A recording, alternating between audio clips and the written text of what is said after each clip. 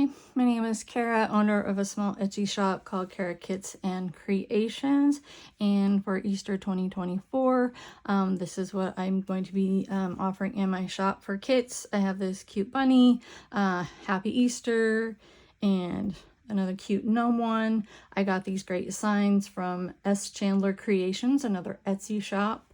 I don't have a lot of each one to offer in my shop, so if it's not available, I will also be putting down in the description where I purchased all my supplies for this project. And I'm going to be making this one. This is probably one of my favorite, so I'll be making that today. So I have all my supplies together. I have 2 rolls of 10 by 10 yard mesh in this green that I thought resembled, you know, the grass that you put in your Easter baskets. 14-inch wire frame, and it does have 6 total of crossbars, which we are going to use for putting on the ribbon. So I have 4 different colored ribbons, 6 of each, because they're all one of each and are going to go on the crossbars, and they're cut at 14 inches long. And I've got 4 zip ties, 2 little mounting squares, that is for our sign. I've got I need 2 pipe cleaners for the sign, and additional 6 is for a ribbon, and a total of 42 green pipe cleaners. And I'm going to cut those in half, which is going to be my first step, because we're going to, you know, showing you how to do the bubbles that we're going to be putting on as our wreath base. And then some colorful eggs that we'll need about 6 of those as well to go on those 6 crossbars. So I cut up my green pipe cleaners in half. I also kind of just bent them a little bit. That'll make it easier as I'm doing the bubbles. And before I do that, I did go around and on the crossbars, put in pipe cleaners. I'm just putting that around the wires like that. And then twist it a couple of times and lay it back down kind of out of the way. Because if we wait to do that after the bubbles are on, it's going to be hard to get in between the bubbles to do that. So that's why I put them on first. And there are a ton of different ways to do bubbles. Some people start with like the having the pipe cleaners on here and then just adding the bubbles to the pipe cleaner. I feel like it's faster to make all the bubbles and then add them to the frame. So first thing is just taking up about 1 inch or so, and our zip tie, and going to zip tie it.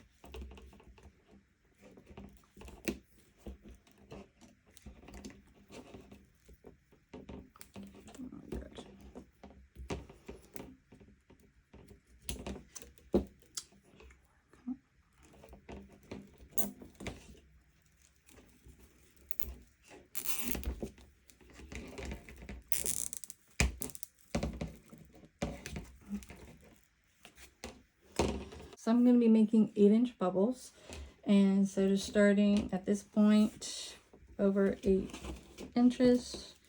Some people just like, they're so fast. They've been doing it a long time, and they just like grab it right there and take their little pipe cleaner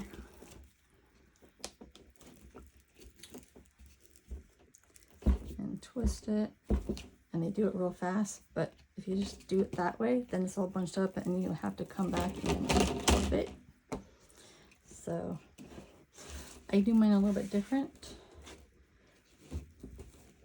So out my 8, and it does take a little bit longer, but I go ahead and gather across.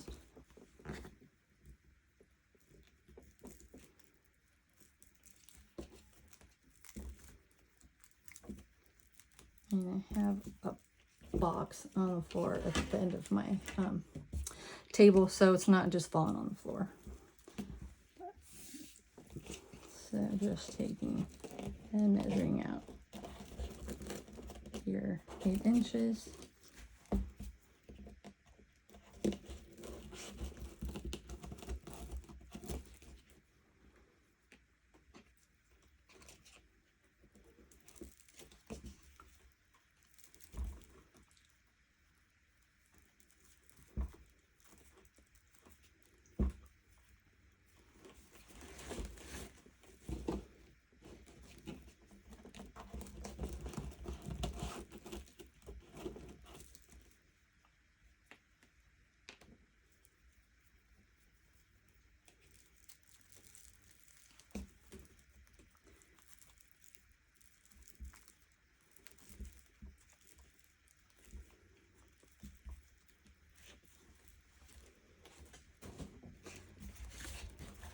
And then we're going to end up putting 14 bubbles into each of those 6 sections. So each roll is going to fill up 3 sections. So I'm just going to keep making bubbles till I'm done with this roll, and then I'll put the first roll onto the wireframe.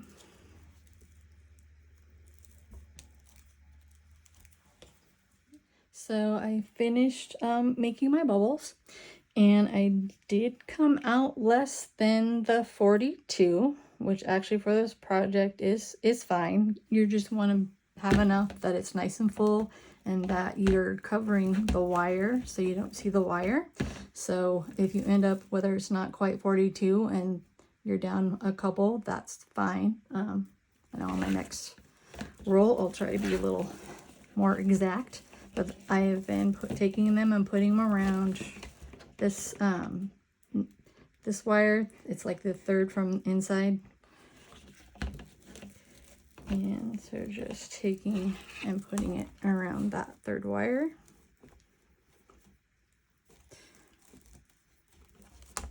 And then you kind of have to squish them. And then I was just taking so that they look neat. I did it like after I'd filled this up, but just to show you that, just to wrap that around so it makes it look a little neater, and then the little pokey ends won't be hitting your wall or door or wherever you hang it. And I also do find that it's easier to have my frame flipped over and to just bring these from the back. So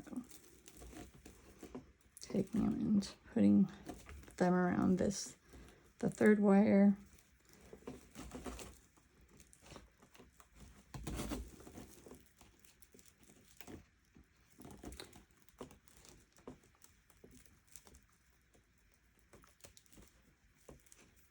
Few twists.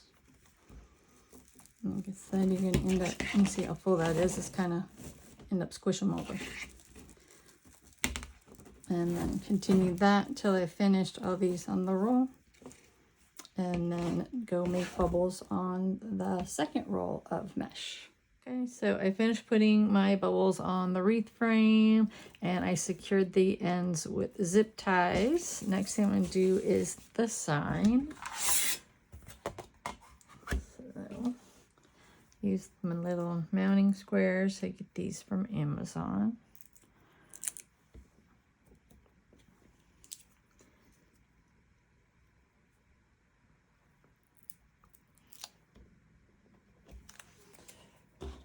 And a couple of pipe cleaners.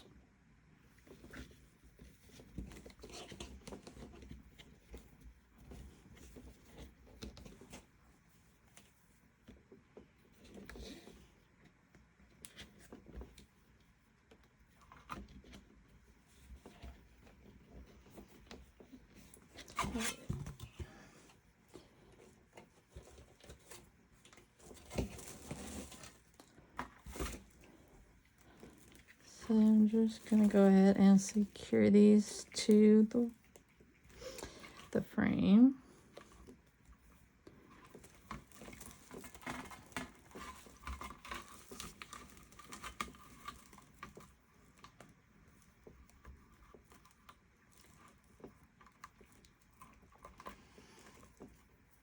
I like using the crossbars as guides, that way it just make sure I get it straight. And I pulled up all those pipe cleaners that I put on the crossbars. I kind of pulled those up. And then I grab my ribbon and we'll get you putting the ribbon on. Ribbon time. I've got 4 different colored ribbons. Are all at 14 inches each. I also like to dovetail my ends, which basically just fold the ends over and then cut at an angle.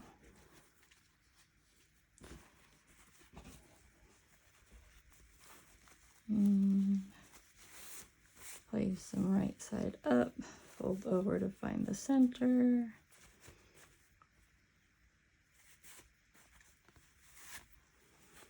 I like to fan mine out a little bit before I put them in there. Some people stick them in like this and then pull them apart, but I find it easier if I fan them out a little bit before I put them in there.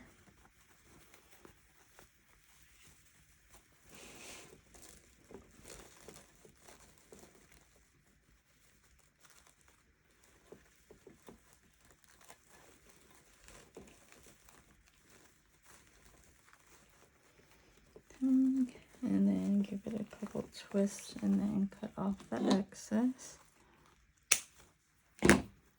And push into the back.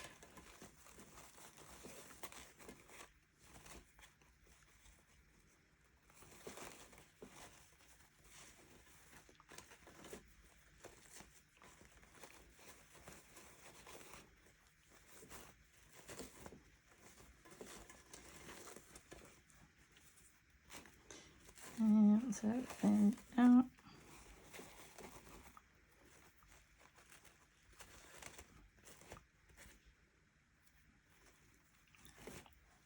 And last step, just adding the eggs. I actually took my wire cutters and kind of cut that, and then cut that off. And I should use some hot glue.